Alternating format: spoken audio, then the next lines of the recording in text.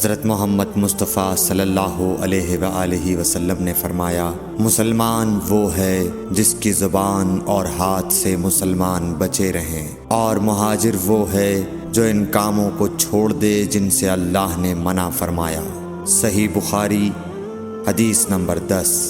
لوگوں نے پوچھا، یا رسول اللہ، کون سا اسلام افضل ہے؟ تو نبی صلی اللہ علیہ وسلم نے فرمایا، وہ جس کے ماننے والے مسلمانوں کی زبان اور ہاتھ سے سارے مسلمان سلامتی میں رہیں۔ صحیح بخاری حدیث نمبر 11۔ ایک دن ایک آدمی نے حضرت صلی اللہ علیہ وسلم سے پوچھا کہ کون سا اسلام بہتر ہے؟ فرمایا، یہ کہ تم کھانا کھلاؤ اور جس کو پہچانو اس کو بھی اور جس کو نہ پہچانو اس کو بھی، الغرض سب کو سلام کرو۔ صحیح بخاری حدیث نمبر 12۔ حضور اکرم صلی اللہ علیہ وآلہ وسلم نے فرمایا، تم میں سے کوئی شخص ایماندار نہ ہوگا جب تک اپنے بھائی کے لیے وہ نہ چاہے جو اپنے نفس کے لیے چاہتا ہے۔ صحیح بخاری حدیث نمبر 13۔ رسول کریم صلی اللہ علیہ وسلم نے فرمایا، قسم ہے اس ذات کی جس کے ہاتھ میں میری جان ہے، تم میں سے کوئی بھی ایماندار نہ ہوگا جب تک میں اس کے والد اور اولاد سے بھی زیادہ اس کا محبوب نہ بن جاؤں۔ صحیح بخاری حدیث نمبر 14۔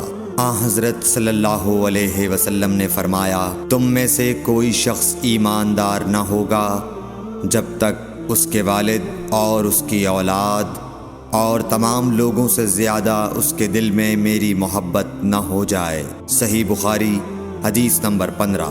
نبی کریم صلی اللہ علیہ وآلہ وسلم نے فرمایا، 3 خصلتیں ایسی ہیں کہ جس میں یہ پیدا ہو جائیں اس نے ایمان کی مٹھاس کو پا لیا۔ اول یہ کہ اللہ اور اس کا رسول اس کے نزدیک سب سے زیادہ محبوب بن جائیں، دوسرے یہ کہ وہ کسی انسان سے محض اللہ کی رضا کے لیے محبت رکھے، تیسرے یہ کہ وہ کفر میں واپس لوٹنے کو ایسا برا جانے جیسا کہ آگ میں ڈالے جانے کو برا جانتا ہے۔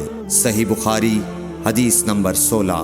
حضور اکرم صلی اللہ علیہ وآلہ وسلم نے فرمایا، انصار سے محبت رکھنا ایمان کی نشانی ہے اور انصار سے کینہ رکھنا نفاق کی نشانی ہے۔ صحیح بخاری حدیث نمبر 17۔ رسول اللہ صلی اللہ علیہ وسلم نے اس وقت جب آپ کے گرد صحابہ کی ایک جماعت بیٹھی ہوئی تھی فرمایا کہ مجھ سے بیعت کرو اس بات پر کہ اللہ کے ساتھ کسی کو شریک نہ کرو گے، چوری نہ کرو گے، زنا نہ کرو گے، اپنی اولاد کو قتل نہ کرو گے، اور ناعمدن کسی پر کوئی ناحق بہتان باندھو گے، اور کسی بھی اچھی بات میں اللہ کی نافرمانی نہ کرو گے۔ جو کوئی تم میں اس عہد کو پورا کرے گا تو اس کا ثواب اللہ کے ذمے ہے، اور جو کوئی ان بری باتوں میں سے کسی کا ارتکاب کرے اور اسے دنیا میں اسلامی قانون کے تحت سزا دے دی گئی تو یہ سزا اس کے گناہوں کے لیے بدلہ ہو جائے گی، اور جو کوئی ان میں سے کسی بات میں مبتلا ہو گیا اور اللہ نے اس کے گناہ کو چھپا لیا تو پھر اس کا معاملہ اللہ کے حوالے ہے، اگر چاہے معاف کرے اور اگر چاہے سزا دے دے۔ عبادہ کہتے ہیں کہ پھر ہم سب نے ان سب باتوں پر آپ صلی اللہ علیہ وسلم سے بیعت کر لی۔ صحیح بخاری حدیث نمبر 18۔ رسول اللہ صلی اللہ علیہ وسلم نے فرمایا، وہ وقت قریب ہے جب مسلمان کا سب سے عمدہ مال اس کی بکریاں ہوں گی، جن کے پیچھے وہ پہاڑوں کی چوٹیوں اور برساتی وادیوں میں اپنے دین کو بچانے کے لیے بھاگ جائے گا۔ صحیح بخاری حدیث نمبر 19۔ رسول اللہ صلی اللہ علیہ وسلم کسی کام کا حکم دیتے تو وہ ایسا ہی کام ہوتا جس کے کرنے کی لوگوں میں طاقت ہوتی۔ اس پر صحابہ کرام نے عرض کیا، کہ یا رسول اللہ، ہم لوگ تو آپ جیسے نہیں ہیں، آپ تو معصوم ہیں اور آپ کی اللہ پاک نے اگلی پچھلی سب لغزشیں معاف فرما دی ہیں، اس لیے ہمیں اپنے سے کچھ زیادہ عبادت کرنے کا حکم فرمائیے۔ یہ سن کر آپ ناراض ہوئے، حتیٰ کہ خفگی آپ کے چہرہ مبارک سے ظاہر ہونے لگی۔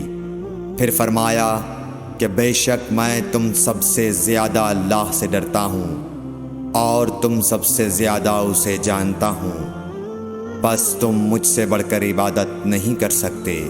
صحیح بخاری حدیث نمبر 20۔